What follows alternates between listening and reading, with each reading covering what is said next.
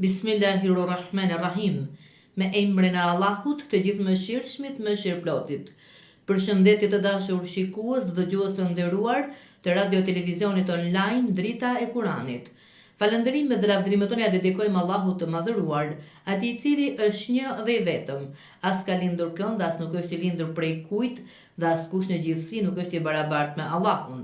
Paqja, bekimet dhe mëshira e Allahut qoftë mbi mëshirën e botëve, mbi profetin Muhammed, mbi familjen e tij të pastër, mbi shokët e tij të zgjedhur dhe mbi të gjithë pasuesit të rrugës së tij deri ditën e fundit. Paqja, bekimet dhe mëshira e Allahut qoftë mbi të gjithë të dërguarit e tij që qoftë i lavdëruar. Shikues dhe dëgjues të nderuar, ju përshëndes me përshëndetjen e bukur të Islamit, përshëndetjen e paqes, assalamu aleikum wa rahmatullahi wa barakatuhu. Paqja, begatia dhe mëshira e Allahut qoftë mbi ju. Kam menduar të sjell sot temën shpirti i mbushur me besimin në Zot nuk gjunjëzohet kurrë. Qenia njerëzore me shpirtin plot me besim mbështetet te Zoti, i cili drejton të gjitha punët me fuqinë e tij të pafundme dhe nuk ka ndonjë partner apo bashkëpunëtor në ndonjërin prej punëve të tij. Për këtë Allahu i madhëruar thot në Kur'an, begatit që Allahu a jep njerëzve nga mëshira e tij, nuk mund t'i pengojë askush, ndërsa atë që ai e pengon askush nuk mund ta jap veç tij. Ai është i plotfuqishmi dhe i urti. Lexojmë në surën Fatir në ajetin 2. Ku mund të gjej strehë dhe ngushëllim njeriu që është përtej mbretërisë së fuqisë së Zotit të madhëruar, të gjej strehë diku tjetër përveç se te Zoti, nuk do të ketë rezultat tjetër veç zgënjimit dhe poshtërimit.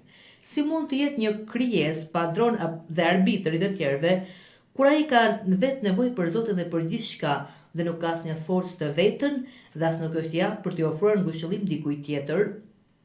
Në përputhje me rrethanat, nuk ka asgjë më të përshtatshme për qenjet njerëzore se sa të kërkojnë të jetojnë në hijen e mbështetjes dhe të mirësisë së Zotit të madhëruar, i cili i rregullon të gjitha çështjet me urtësinë dhe fuqinë e tij të pafundme.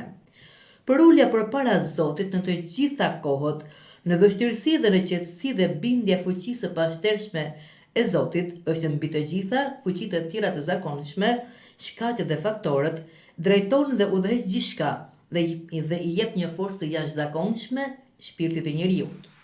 Kjo krijon një besim dhe një paqe të tillë në brendësitë të zemrës së shpirtit të njeriut, saqë një njeri nuk mund të shkundet dhe të rrëmbetet nga ngjarje të ndryshme dhe të humbas ekuilibrin dhe vlerën e vet, ose të shtypët nga diçka qoftë e madhe apo e vogël.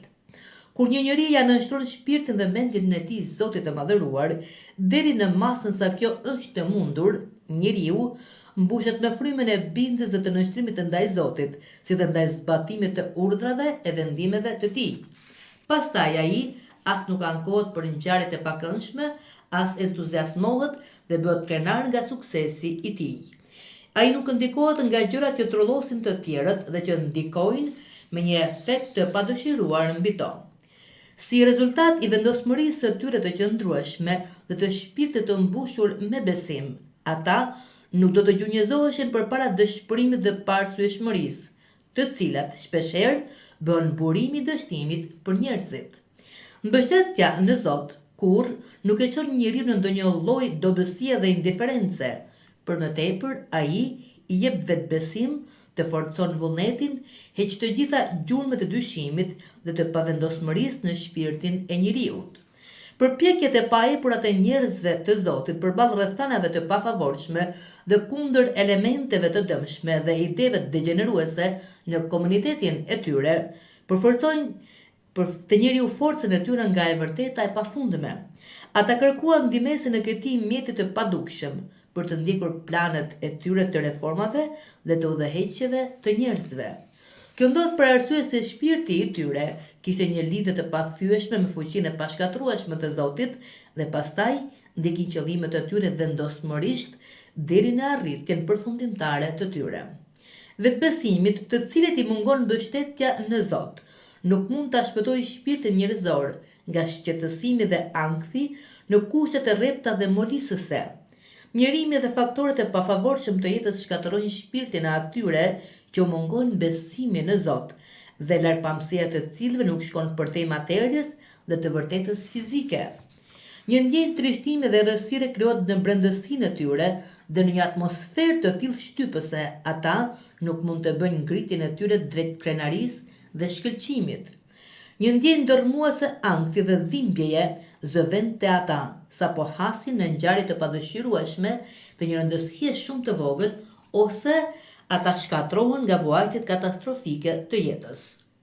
Kjo pikë bëhet e qartë kur ne vërejmë shpirtin dhe gjendjen e muslimanëve gjatë periudhave të hershme të Islamit, pasi ata ishin simboli më i mirë dhe shembulli i besimit në mbështetje te Zoti i Madhëruar.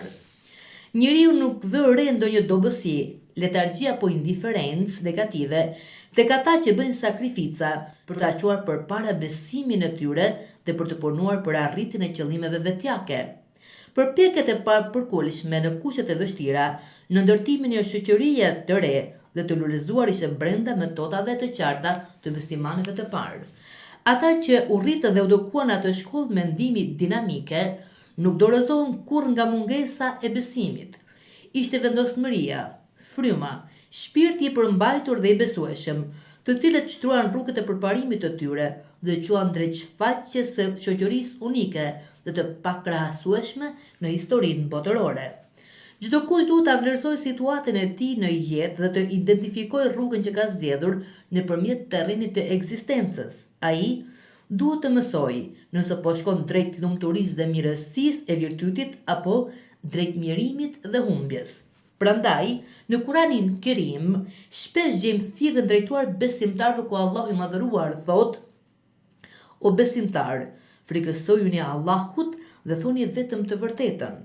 Ai do t'ju bekojë pra veprat tuaja dhe do t'ju fal gjunahet. Kush i bindet Allahut dhe të dërguarit të tij, do të arrijë një fitore madhështore. Lexojmë në surën Ahzab në ajetet 70-71. Duke identifikuar nevojat shpirtërore të tij, njeriu duhet të rezistojë me efektivitet gjendjeve dhe faktoreve që trazojnë ekuilibrin shpirtëror të njeriut, duke mos lejuar elementet e dëmshme të grumbullohen dhe të konsolidojnë forcat e tyre. Sidoqoftë, kur duket se qenia e një njeriu është e rrësuar nga ndonjë paaftësi dhe mangësi apo defekt, nuk është e mundur të sajosh një zgjidhje themelore, derisa të gjendet shkaku i kësaj papërshtatshmërie në thellësinë e shpirtit të viktimës. Ata që janë viktima të mungesës së besimit në Zot, kanë frikë nga nisja një sipërmarrjeje si rezultati i frikës nga dështimi i tyre. Zgjidhja dhe kurimi më i mirë do të ishte zbulimi i shkaqeve të këtij defekti shpirtëror, pasi identifikimi i shkaqeve të ndonjë sëmundjeje është i rëndësishëm për trajtimin e saj. Në këtë mënyrë, njeriu mund të eksplorojë thellësitë e qenies së njeriut dhe të zbulojë çelësin për kurimin e tij. Padyshim, përpjekjet që janë bërë për të kapërcyer papërshtatshmëritë e njeriut dhe paaftësitë e tij prodhojnë rezultatet e veta të rëndësishme, pasi njeriu ka aftësi të zhvillojë një luftë të vazhdueshme kundër faktoreve të pashëndetshëm shpirtëror. Çdo zakon i keq është shenja e dobësisë dhe vjen si rezultat i sjelljes së përsëritur dhe merr formën e një sëmundjeje kronike të dëmshme. Megjithse, në fillim duket e vështirë të ndryshosh një zakon, por është mundësia për të ndryshuar zakonet e njeriut nëpërmjet ushtrimit dhe përpjekjeve. Pra, çdo zakon i dëmshëm që ka përcjell duhet numëruar si një fitore e madhe në rrugën për arritjen e vlerave njerëzore dhe cilësive shpirtërore madhështore, pasi Zoti i Madhëruar thotë në Kur'an: O besimtar, a doni t'ju drejtoni një tregti e cila ju shpëton nga një dënim i dhëmshëm? Besoni në Allahun dhe në të dërguarin e tij dhe luftoni në rrugën e Allahut me pasurinë dhe trupin tuaj. Kjo, nëse do ta dini, është më mirë për ju. Ai do t'ju afal gabimet tuaja dhe do t'ju shpjerë në kopshte në për të cilat rrjedhin lumenj dhe në banesa të mrekullueshme në xhennetet e Adnit. Kjo është fitoria më e madhe. Ai do t'ju fal edhe dhuntit të tjera që i dëshironi, ndihmën e tij dhe një fitore të afërt. Andaj, gëzoji besimtarët. Lexojmë në surën Saf, ajetet 10 deri tek ajeti 13. Dhe me këto ajete të mrekullueshme të Kuranit Kerim ne kemi përfunduar temën e ditës së sotme. Lutë Zotit na bëj prej atyre që e forcojmë shpirtin tonë me besimin tek Zoti, pasi vërtet një shpirt me besim tek Zoti nuk gjënjëzohet kurrë përpara çdo lloji situate.